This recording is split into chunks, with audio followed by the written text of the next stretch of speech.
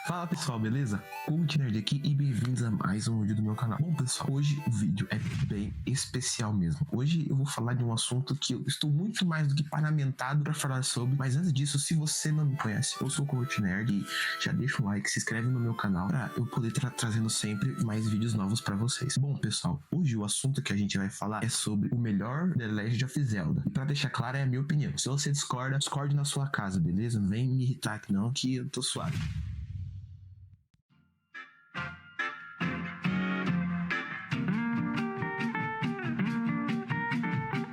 Contextualizar o contexto da história. Lá estava eu com os meus 13 anos quando me bateu uma vontade muito forte de ter um console, mas não podia ser qualquer console, até porque eu não tinha televisão e eu também não tinha recursos para ter um console de mesa. Então eu pensei, bom, eu posso ter um console portátil, já que ele tem sua própria tela, então eu vou poder jogar no meu quarto de boa, assim, não precisa ter uma televisão nem nada do gênero. Só que me veio um problema. Qual que eu compro? Na época, as opções eram limitadas, já que ainda não estava famoso Steam Deck nem nada do gênero. Então o que eu tinha para escolher era Nintendo Switch, PSP, 3DS, a família DS, a família PSP, PS Vita também se encaixa na família de PSP e vai descendo para os mais antigões. E aí eu fui atrás de pesquisar. Vi vídeos de pessoas fazendo reviews sobre todos os consoles e as famílias deles e eu cheguei à conclusão que o Nintendo Switch é muito caro e não dá para mim ainda. Na época não dava.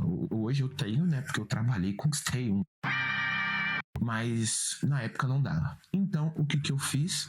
Fui descendo as opções de preço. Até que eu fiquei entre duas escolhas: o PSP 2000 e um 3DS Old, o primeiro. E aí qual foi o fator para eu escolher? Foi que tinha Zeldinha para jogar e eu já tinha jogado um 2DS, o que o meu primo tinha, um 2DS azul, daquele que vinha com o Mario Kart. Então é isso, eu já tinha jogado um console da Nintendo 2DS, então eu optei por ir num algo mais confiável, algo que eu sei que ia me render. E até porque eu sempre joguei PSP naquele emulador que tem na Play Store de PSPP, que a gente joga lá o Mortal Kombat. Aquele jogo é muito brabo. Então vamos lá, vamos focar nos consoles. Então, até que depois de muito tempo, a minha mãe comprou pra mim na AliExpress, que óbvio, até hoje é o lugar que você encontra mais barato, é porque eles pegam um console que tá bom, só que a carcaça tá zoada, e eles trocam carcaça e te mandam já desbloqueado com joguinhos. O fato é que naquela época não existia taxa. Então você podia comprar e se a coisa não fosse taxada, você só pagava o preço da coisa e da entrega. E olha que o meu 3DS ainda a gente conseguiu um cupom de entrega grátis, então ficou perfeito. O console, depois de 3 semanas, chegou, quase um mês, eu tava agoniado já, e foi a melhor experiência que eu já tive. Basicamente, o 3DS me ajudou a desenvolver tudo que eu uso hoje em dia. Aprender a instalar um arquivo e mover ele de um lado para o outro. Aprendi para instalar CIA de 3DS. Mexer em configuração, em BIOS diversas e não brincar coisas eu aprendi com 3DS. Porque é muito difícil você brincar um 3DS, apesar de que dá para fazer. E eu infelizmente vendi o meu. Tem uns vídeos antigos no canal que estão privados, que eu mostro os 3DS e falo dele, mas esses vídeos são tão ruins, tão escrotos, que eu não tenho por que mostrar pra ninguém. Então vai ficar guardado até...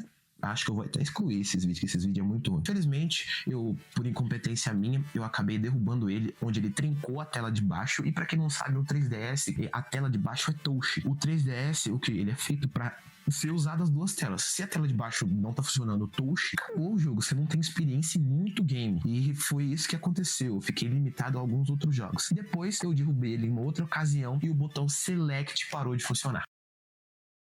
Aí ficou praticamente injogável nele. Eu conseguia jogar Mario Kart e um joguinho de tiro. E era só isso. Eu acabei vendendo para um amigo na escola, mas eu vendi seu cartão. Então o cartão com os meus saves ainda tá aqui. Eu ainda consigo abrir ele no PC, passar a senha para ele, mas eu não tenho um console para poder usufruir dele e tal.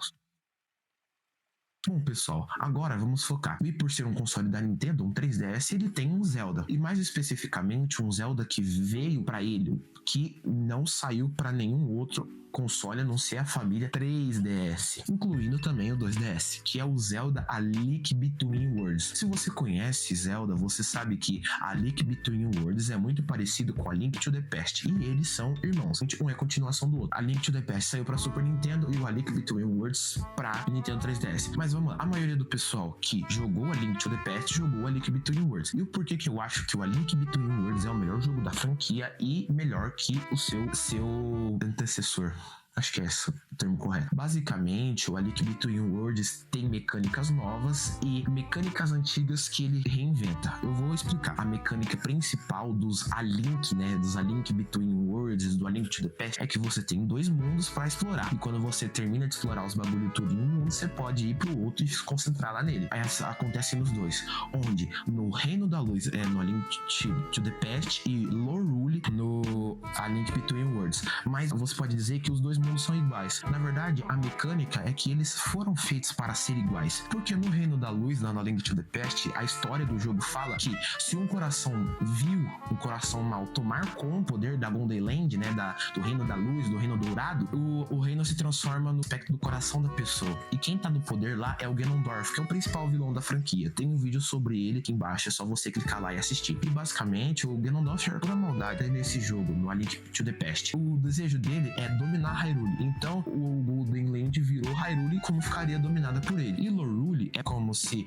Hyrule fosse o high e Lorule fosse o baixo. Então, como se fosse o mundo invertido de Stranger Things. Agora, o que acontece é que no A Link to the Past, você entra na Golden Land usando umas paradinhas especial que fica no chão. E para voltar, você usa o espelho. No A Link Between Worlds, você, graças à maldição de uma bruxa, ela te transforma numa pintura. Só que antes, você deixa um viajante ficar na sua casa e ele te dá um bracelete. E esse bracelete concede o poder de você se transformar e transformar nessa pintura. E aí tem umas rachaduras na parede que o Link vira pintura e adentra as rachaduras. É muito legal porque Castelo de Hyrule, se você virar pintura, você consegue bater nos bichos que estão dentro das pinturas. É uma dinâmica bem legal. E sem contar a mecânica de itens. Basicamente, a Link to the Past, você acha itens em baús e ganha em dungeons. Em A Link Between Worlds, você aluga, já que o cara que você alugou a sua casa, ele vende ou aluga itens pra você. E isso é bem legal. Só que daí você pensa que você vai ficar com os mesmos itens o jogo inteiro. O mesmo arco, as mesmas bombas, o mesmo batom de fogo, o mesmo bastão de gelo,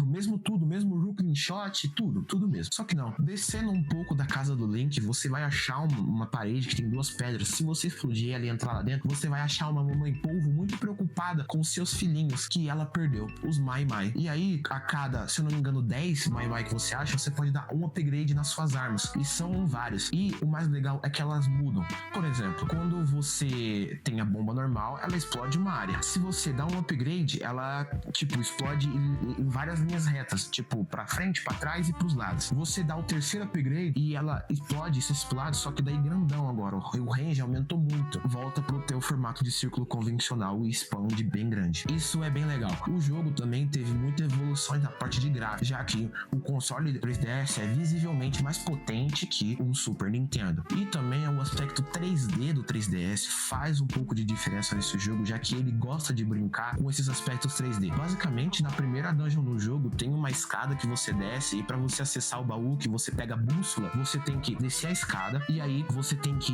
andar pra escada, que na frente da escada que tem uma passagem, só que não dá pra você ver. O jogo adora brincar com esse tipo de mesclagem que faz você ficar confuso. Em várias dungeons você pode perder itens importantes porque você não reparou no joguinho de câmera que eles fazem, e isso é bem emocionante até. Bom, ele tem uma visão mais de cima, um pouco mais panorâmica, mas nada que interfere na gameplay. Agora, um aspecto bem único da minha gameplay foi que consegui bastante itens antes deles próprios serem usados, já que eu não segui tutorial nem detonado no YouTube. Muitos tutoriais e detonados, eles seguem uma linha. Por exemplo, ali tem uma espada e ali tem o escudo refletor. O escudo refletor eu vou precisar na próxima dungeon. Eu tô indo na dungeon agora que eu preciso da espada. Então, o cara vai na espada, faz a dungeon que precisa da espada e depois volta no escudo refletor. Eu fui pegando vários itens e eu não sabia pra que eles serviam, e acontece que eu fui pegando os Mai Mais sem alugar muitos itens. Eu fui zerando na raça e na coragem. E como é inglês, né, e na época eu era um moleque xixelento e não me esforcei pra entender a história do jogo, nem ler o que a mulher tava pedindo, eu só saí, mano, conversando com ela. Eu achei que eu precisava voltar lá depois que eu zerasse o jogo. Só que os bons dos Mai Mais é que eles fazem um som, eles ficam gritando na sua orelha. Igual o Breath of the Wild, quando você acha uma Shrine e fica berrando